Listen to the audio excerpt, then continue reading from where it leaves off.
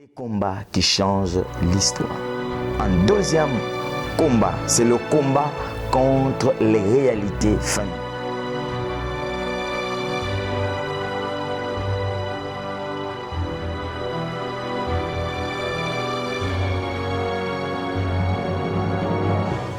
Shalom, bien-aimés dans le Seigneur.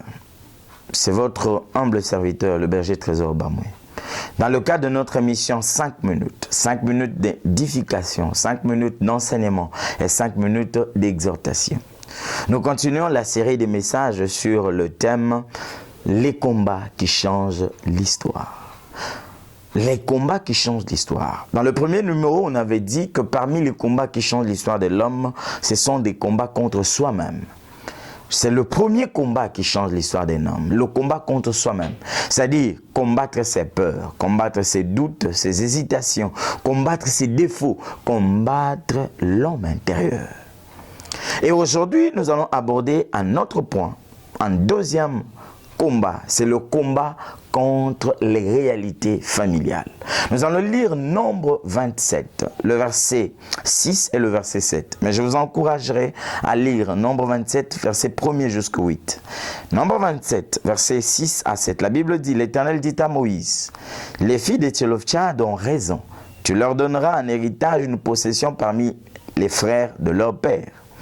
Et c'est à elles que tu feras passer l'héritage de leur père. » Bien-aimés dans le Seigneur, le combat contre les réalités familiales, c'est une réalité et c'est vrai.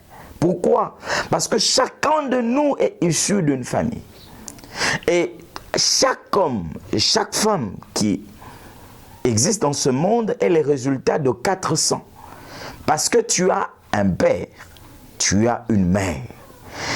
Ton père a un père et a une mère, qui est ton grand-père et ta grand-mère. Et de même, du côté maternel. C'est-à-dire, ces 4 personnes, les 2 grands-parents du côté paternel et les 2 grands-parents du côté maternel, leur sang vit en toi. Imaginez quelles sont les réalités auxquelles tu feras face. Lamentation 5, verset 7, la Bible dit, « Nos pères ont péché, ils ne sont plus. Mais nous portons la peine de leurs iniquités. » Il y a des choses que tu n'as pas eu à faire.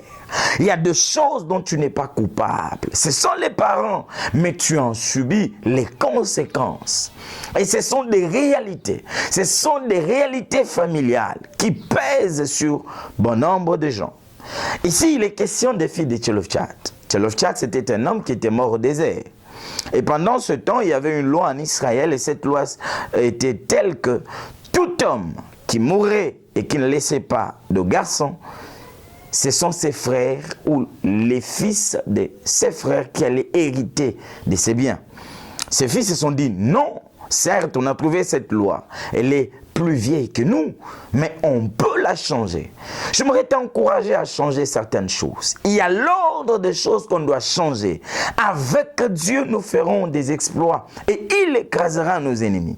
Il y a des lois qui pèsent sur chacun de nous. Je ne sais pas quelles sont les réalités auxquelles tu fais face dans ta famille. Je ne sais pas quels sont les problèmes qui sont attachés à ton histoire ou à l'histoire de ta famille. Parmi les réalités familiales, nous avons les liens générationnels. Parmi les réalités familiales, nous avons les lois établies. Parmi les réalités familiales, nous avons les malédictions des familles. Et nous avons aussi des mauvais héritages. Bien-aimés, la Bible dit que l'âme qui pêche, c'est celle qui mourra. Et pourquoi on dit ce proverbe en Israël? Les pères ont mangé des raisins verts et les dents des enfants en ont été agacées. C'est ce que nous vivons aujourd'hui. Il y a des gens qui ne vivent que les conséquences de ce que leurs parents ont eu à faire. J'aimerais te dire que le sang que tu portes, tu n'es pas la première personne à porter cela. Mais tu peux changer l'ordre des choses. Quand ces filles ont consulté Moïse, Moïse est allé consulter l'Éternel. Moi, je croyais que la réponse allait être catégorique. Je croyais que Moïse ou l'Éternel allait dire que vous connaissez la loi et la loi reste telle qu'elle est.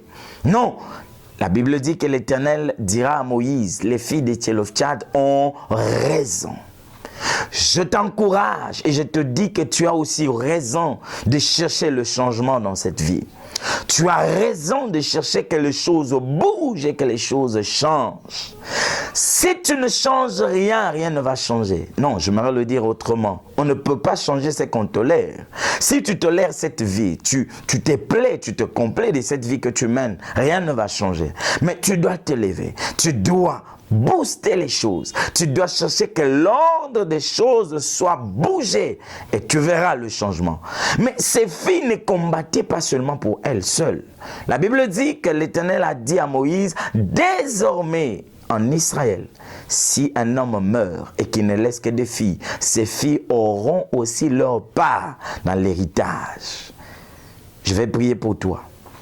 Éternel, change la vie de celui qui me suit, afin que les lois établies, les malédictions familiales, les liens générationnels soient brisés, qu'ils soient libres au nom de Jésus. Amen. Que Dieu vous bénisse.